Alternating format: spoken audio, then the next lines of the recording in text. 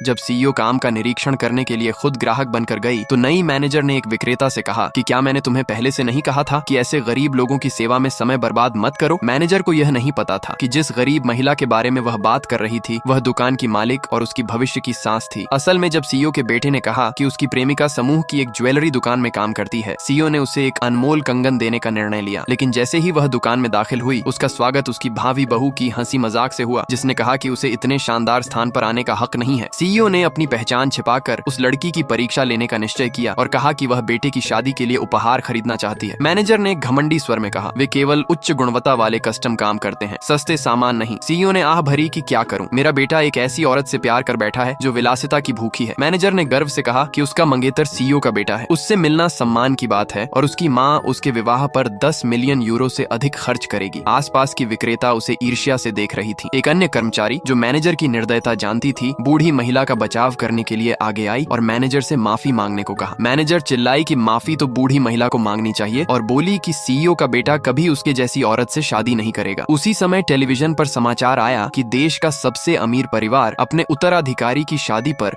10 million euro खर्च करेगा। Manager ने सोचा कि यह खबर उसके बारे में है और फूल गई। बिना देखा कि स्क्रीन पर चेहरा उसकी ग्राहक का था जो उसके मंगेतर की माँ थी। सीईओ ने दुकान का प्रतीकात्मक आभूषण देखने की इच्छा जताई जिसे उसने उद्घाटन के समय डिजाइन किया था। मैनेजर ने उसे उसके हाथों से छीनने की कोशिश की और कहा कि उसके जैसे गंदे हाथ इतने कीमती गहने को छूने के योग्य नहीं है। तभी धक्का मुक्की में कंगन जमीन पर गिर गया। घबराकर मैनेजर ने तुरंत बूढ़ी महिला पर आरोप लगाया कि इसे उसी ने तोड़ा है। उसने उसका बैग छीन लिया, फिर उस युवा कर्मचारी को थप्पड़ मारा जो ग्राहक का बचाव कर रही थी और उसे दखल न करने का आदेश दिया। गुस्से में मैनेजर ने सीईओ का बैग खंगाला और उसमें केवल एक पुराना मोबाइल फोन पाया। गुस्सा होकर उसने फिर थप्पड़ मारा और कहा कि वह अपने परिवार को फोन करे और नुकसान की भरपाई करे। सीईओ ने अपने बेटे को फोन किया कि तुरंत ज्वेलरी दुकान पर आओ, मेरे पास तुम्हारे लिए एक सरप्राइज है। चिंतित बेटे ने अपनी मंगेतर को कॉल किया कि क्या उसकी माँ दुकान में है। उसने मीठे स्वर में कहा कि नहीं, बस एक बूढ़ी औरत है जो परेशानी कर रही है। फिर हंसी और बोली कि बेवकूफ मंगेतर मेरी हर बात पर विश्वास करता है। तभी सीईओ को समझ आया कि यह औरत उसके बेटे से प्यार नहीं करती, वह केवल उसकी संपत्ति की लालची है। गुस्से में उसने उसकी कपटता और नैतिकता की कमी को उजागर किया। अपमानित मैनेजर ने सिक्योरिटी को बुलाया, लेकिन वफादार पुराने गार्डों की जगह उसका प्रेमी आया। जब उसने बूढ़ी महिला को बाहर निकालने की कोशिश की तो उसने कहा कि वह ग्रुप की सीईओ है। मैनेजर हंसी कि उसकी सास इतनी गरीब बूढ़ी औरत कभी नहीं हो सकती। प्रतीकात्मक कंगन अभी भी जमीन पर पड़ा था। अज्ञानी और घमंडी मैनेजर ने उसे उठाकर फिर जोर से फेंक दिया और सीईओ पर चोरी का आरोप लगाया। युवा कर्मचारी ने हस्तक्षेप किया और उसे एक और थप्पड़ मिला। मैनेजर ने उसे भी चोरी का साथी कहा और अपने प्रेमी को आदेश दिया कि उन्हें सजा दे। उसने मांग की कि बूढ़ी महिला घुटनों पर बैठे और माफी मांगे। सीईओ ने इनकार किया पर वह खुद को बचा न सकी। लेकिन उसी समय उसका बेटा वहां पहुंच गया।